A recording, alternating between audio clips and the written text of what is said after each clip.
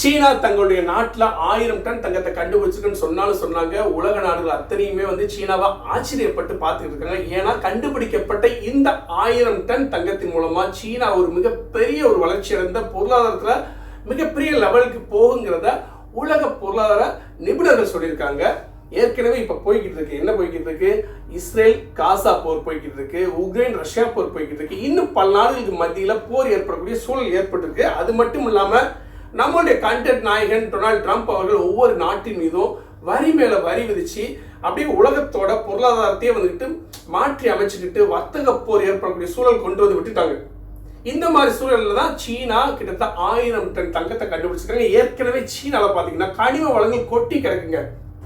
இப்போ போதாக்குறைக்கு நிறைய மாற்றங்கள் உலக அளவில் மாறிக்கிட்டு வர்றப்போ பொதுமக்கள் இருந்து பாமர மக்கள் இருந்து உலக நாட்டு தலைவர்கள் வரைக்கும் தங்க நாட்டோட பொருளாதாரம் பெரிய அளவுக்கு வரணும்னு சொல்லி தங்கத்தை வாங்கி சேமிச்சுட்டு இருக்காங்க. இது மட்டும் கிடையாது, சீனா தங்கத்தை உற்பத்தி செய்யக்கூடிய நாடுகள் வரிசையில அதுவும் ஒரு முதன்மையான ஒரு நாடா இருக்கு.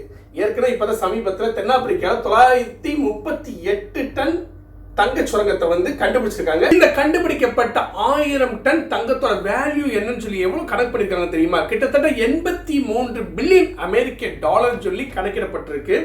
அது மட்டும் கிடையாது, இந்த கண்டுபிடிக்கப்பட்ட இந்த தங்க சுரங்கம் தான் உலகத்திலேயே மிகப்பெரிய தங்க சுரங்கம்ங்கிறதையும் இவங்க வந்து சொல்லியிருக்காங்க. இப்போ சீனால டிஜிட்டல் மாடலிங் அப்படிங்கிற ஒரு தொழில்நுட்பத்தை பயன்படுத்தி ஏற்கனவே சீனால ஹூனான் மாகாணத்துல வாங் அப்படிங்கிற தங்க சுரங்கம் இருக்கு. அதுக்கு பக்கத்துல தான் இந்த 1000 டன் தங்கம் வந்து கண்டுபிடிச்சிருக்கதா சீன நாட்டு அரசாங்கம் தெரிவிச்சிருக்கு. இந்த தங்க சுரங்கத்திலிருந்து வெட்டி எடுக்கப்பட்ட 1 டன் தாதுல இருந்து கிட்டத்தட்ட 138 கிராம் தங்கத்தை வந்து பிரிச்சு எடுக்கலாம் அப்படிங்கிற ஒரு விஷயத்தையும் மதிப்பீடு செய்யப்பட்டு இந்த சீன அதிகாரிகள் வந்து தெரிவிச்சிருக்காங்க.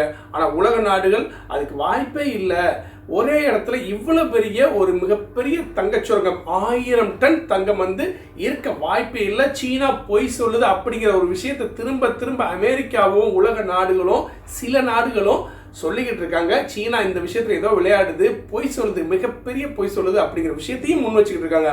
ஆனா சீனால இந்த தங்கம் மட்டும் இல்ல, நிறைய கனிம வளங்கள் கொட்டி கிடக்குறது ஒரு நிரூபிக்கப்பட்ட ஒரு உண்மைங்கிறது யாரும் மறுக்கப்பட வேண்டிய ஒரு விஷயமும் கிடையாது. ஏன்னா நிறைய கனிம வளங்கள் சீனால வந்து கொட்டி கிடக்குங்கிற விஷயம் எல்லாத்துக்குமே தெரிஞ்ச விஷயம். இதற்கிடையில 1000 டன் தங்கம் கண்டுபிடிக்கப்பட்ட விஷயம் உங்களுடைய பார்வையில நீங்க எப்படி யோசிக்கிறீங்க அப்படிங்கிற ஒரு விஷயத்த கீழே கமெண்ட்ஸ் பாக்ஸ்ல தயவு செஞ்சு தட்டி விட்டு போங்க. நாடுகளில் இந்த மாதிரி கிடைக்கிறப்ப இந்தியாவிலும் கண்டிப்பா வந்து கிடைச்சிருக்குன்னு சொல்றாங்க.